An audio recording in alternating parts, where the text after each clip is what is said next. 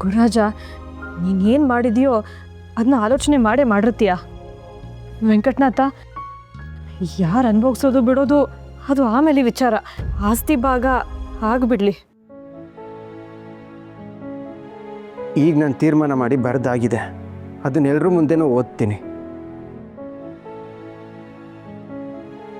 ಅರ ಪತ್ರ ಇಲ್ಲೇ ಇಟ್ಟಿದ್ನಲ್ಲ, ಏನಾಯ್ತು?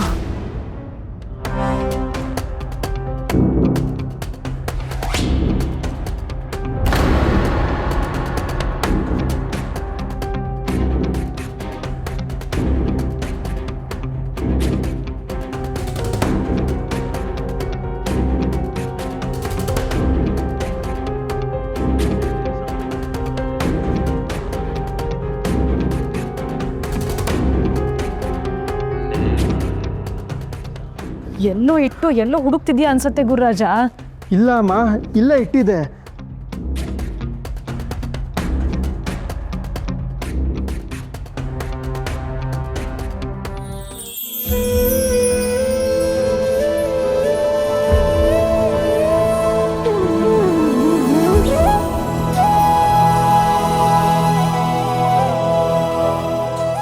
ಏನಂದ್ರೆ? ಸರಸ್ವತಿ, ನನ್ನ ನಿರ್ಧಾರದಿಂದ ನಿನಗೆ ಬೇಜಾರಾಯ್ತಾ? ಆವಾಗಲೇ ಬೇಜಾರಾಗಿರಲಿಲ್ಲ, ಆದರೆ ನೀವಿವಾಗ ಬೇಜಾರಾಯ್ತಾ ಅಂತ ಕೇಳಿ ಇವಾಗ ಬೇಜಾರಾಯಿತು. ಸರಸ್ವತಿ, ನಾನು ಹೇಗೆ ಕೇಳ್ತೀನಿ ಅಂತ ತಪ್ಪು ತಿಳ್ಕೊಬೇಡ. ಆಸ್ತಿ ನಿನಗೆ ಬೇಕು ಅನ್ನಿಸ್ತಾ? ಮತ್ತೆ ಮತ್ತೆ ಯಾಕೆ ಬೇಜಾರು ಮಾಡ್ತೀರಾ ನೀವು? ಅಲ್ಲ, ನಾವಿಬ್ರು ಎರಡು ದೇಹ ಒಂದು ಜೀವ ಅಂತ ಹೇಳಿ ನಿನ್ನ ಅಭಿಪ್ರಾಯ ಕೇಳದೆ ನನ್ನ ನಿರ್ಧಾರ ಹೇಳಿದ್ದು ತಪ್ಪು ಅನ್ನಿಸ್ತಿದೆ. ಎರಡು ದೇಹ ಒಂದೇ ಜೀವ ಅಂದಮೇಲೆ ಒಬ್ಬರಲ್ಲೇ ಇಬ್ಬರು ಇರ್ತೀವಿ ತಾನೆ.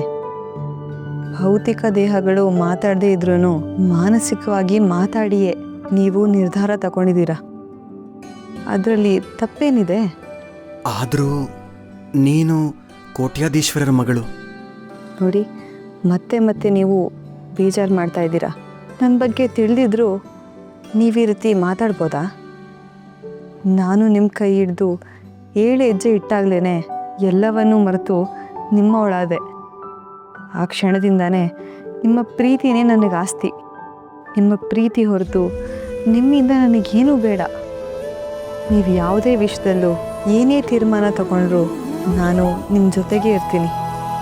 7 ಅಲ್ಲ 7 ಜನ್ಮಕ್ಕೂ ನಿಮ್ಮ ಹೆಜ್ಜೆಗೆ ಹೆಜ್ಜೆ ಹಾಕಿ ನಿಮ್ಮ ಹಿಂದೆನೇ ನಡೀತೀನಿ. ನಿಮ್ಮ ಈ ಪ್ರೀತಿ ಶಾಶ್ವತವಾಗಿದ್ದರೆ ನನಗಷ್ಟೇ ಸಾಕು. ನಿನ್ನಂಥ ಪತ್ನಿನ ಪಡೆಯೋದಕ್ಕೆ ನಾನು ಪುಣ್ಯ ಮಾಡಿದ್ದೆ ಸರಸ್ವತಿ. ಪುಣ್ಯ ಮಾಡಿದ್ದು ನೀವಲ್ಲ, ನಾನು. ನಿಜ ಹೇಳಬೇಕು ಅಂದರೆ ಈ ವಿಚಾರದಲ್ಲಿ ಹೆಚ್ಚಿಗೆ ಬೇಸರ ಪಟ್ಟವರು ಅಮ್ಮ. ಅವ್ರಿಗೆ ಸಾಂತ್ವನ ಬೇಕು.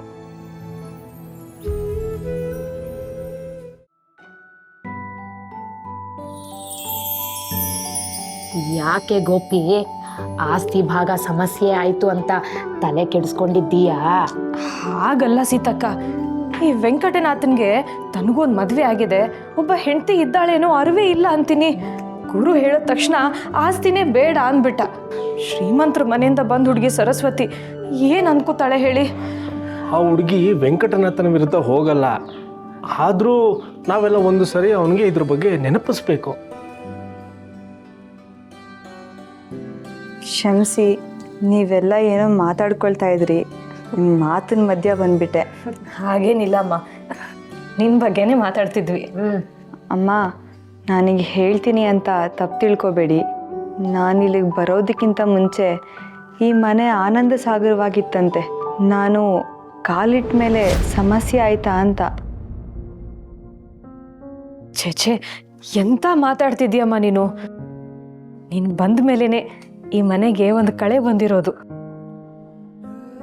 ಈ ಮನೆಯ ಸೌಭಾಗ್ಯ ಲಕ್ಷ್ಮಿ ಕಣಮ್ಮ ನೀನು. ನಮ್ಮ ವೆಂಕಟನಾಥನು ಸಂಸಾರಿ ಆದ್ನಲ್ಲ ಅಂತ ನಮ್ಮ ಮನಸ್ಸು ನಿರಾಳ ಆಗೋದಕ್ಕೆ ನೀನೇ ಕಾರಣ. ಇನ್ನು ಈ ಆಸ್ತಿ ಭಾಗ ಇದೇನು ಹೊಸದಲ್ಲಮ್ಮ. ಇದು ಎಲ್ಲಾರ ಕುಟುಂಬದಲ್ಲೂ ಇದ್ದಿದ್ದೆ. ಹಾಗಲ್ಲ, ನಾನು ಮಾವನವ್ರನ್ನ ನೋಡಿಲ್ಲ, ಆ ಅದೃಷ್ಟನೂ ನನಗಿಲ್ಲ. ಆದರೆ ಅವ್ರು ಯಾವಾಗಲೂ ಮಾವನವ್ರ ಬಗ್ಗೆ ಹೇಳ್ತಿರ್ತಾರೆ. ಮಾವನವ್ರ ಆಸೆ ಕೂಡ ಈ ಮನೆ ಒಡಿಬಾರ್ದು ಅನ್ನೋದಾಗಿತ್ತಂತೆ. ಸರಸ್ವತಿ, ಮನಸ್ಸುಗಳು ಒಡೆದಾಗ್ಲೇ ಮನೆ ಒಡೀತು ಅನ್ನೋದು. ಈಗ ಎಲ್ಲರೂ ಅನ್ಯೋನ್ಯವಾಗೇ ಇದ್ದೀವಲ್ಲ. ಹೌದಮ್ಮ, ಗುರುಗಳ ಆದೇಶದಿಂದ ನಾವು ಬೇರೆ ಹೋಗ್ಬೋದು. ಆದರೆ ಈ ಆಸ್ತಿ ಹಾಗೆ ಇರಬೇಕು. ಆಗಲೇ ನಾವು ಒಂದಾಗಿದ್ದೀವಿ ಅನ್ನೋ ಭಾವನೆ ಬರೋದು. ಹಾಗಲ್ಲ ಅಮ್ಮ, ಸಂಸಾರ ಹೀಗೆ ಇರುತ್ತೆ, ನಾಳೆ ಬೆಳೀತಾ ಇರುತ್ತೆ. ಹೌದು, ಆದರೆ ಅದಕ್ಕೋಸ್ಕರ ನಾವು ಮಾನಸಿಕವಾಗಿ ಸಿದ್ಧತೆ ಮಾಡ್ಕೊಂಡಿದ್ದೀವಿ. ಈ ಬಗ್ಗೆ ಅವ್ರು ನನ್ನ ಹತ್ರ ಚರ್ಚೆ ಮಾಡಿದ್ದಾರೆ. ಅಮ್ಮ, ಅಕ್ಕ ಭಾವನೆ ಈಗ ಮನೆ ತುಗ್ಗಿಸ್ಕೊಂಡು ಹೋಗ್ತಿದ್ದಾರೆ. ಇನ್ನು ಮುಂದೇನು ಎಲ್ಲ ಅವ್ರ ಮುಂದಾಳತ್ವದಲ್ಲೇ ಇರಲಿ. ಅಕ್ಕನಿಗೂ ಮಗ ಹುಟ್ಟಿದಾನೆ, ಅವ್ರ ಸಂಸಾರನೂ ಬೆಳೀತಾ ಇದೆ ಅಲ್ವಾ. ಎಷ್ಟು ದೊಡ್ಡ ಮಾತಮ್ಮ ನಿಂದು. ಆದರೂ ಇದು ಆಗಲಿ, ನಿಮ್ಮದು ಅಂತ ಏನಾದರೂ ಇರಲಿ. ನಮ್ಮದು ನಮ್ಮವರು ಅಂತ ನೀವೆಲ್ಲರೂ ಇದ್ದೀರಲ್ಲ, ನಿಮ್ಮ ಆಶೀರ್ವಾದಕ್ಕಿಂತ ದೊಡ್ಡ ಆಸ್ತಿ ಮತ್ತೇನು ಬೇಕು? ನಮ್ಮ ಜೀವನಕ್ಕೆ ಗುರುಗಳು ಕೊಡೋದೇ ಸಾಕು. ಈ ಆಸ್ತಿ ಭಾಗ ಆಯಿತು ಅಂದರೆ ನಾವುಗಳೇ ಬೇರೆ ಆದ್ವೇನೋ ಅನ್ನೋ ಭಾವನೆ ಬಂದ್ಬಿಡುತ್ತೆ. ದಯವಿಟ್ಟು ಆ ರೀತಿ ಆಗೋದು ಬೇಡ. ಮಾವನವ್ರ ಆಸೆನ ಉಳಿಸೋಣ. ಇದು ತಲೆ ತಲಾಂತರಕ್ಕೂ ಹೀಗೆ ಇರಲಿ. ನಾನೇನಾದರೂ ತಪ್ಪು ಮಾತಾಡಿದರೆ ದಯವಿಟ್ಟು ಕ್ಷಮಿಸ್ಬಿಡಿ. ಅಯ್ಯೋ ಅಮ್ಮ, ಸರಸ್ವತಿ ಹೇಳ್ತಾ ಇರೋದು ಸರಿಯಾಗಿದೆ. ಅಲ್ಲಪ್ಪ, ಅದು ಹಾಗಲ್ಲ. ಅಮ್ಮ, ನಾನು ಸರಸ್ವತಿ ಈ ಬಗ್ಗೆ ಚರ್ಚೆ ಮಾಡಿದೀವಿ. ಅವಳು ಹೇಳ್ತಿರೋದು ಸರಿಯಾಗಿದೆ. ಆಸ್ತಿ ಭಾಗ ಆದ್ರೆ ನಾವೇ ಬೇರೆ ಆದ ಹಾಗೆ. ಇದು ನಿಂದು, ಅದು ನಂದು ಅನ್ನೋ ಭಾವನೆ ಬಂದ್ಬಿಡುತ್ತೆ.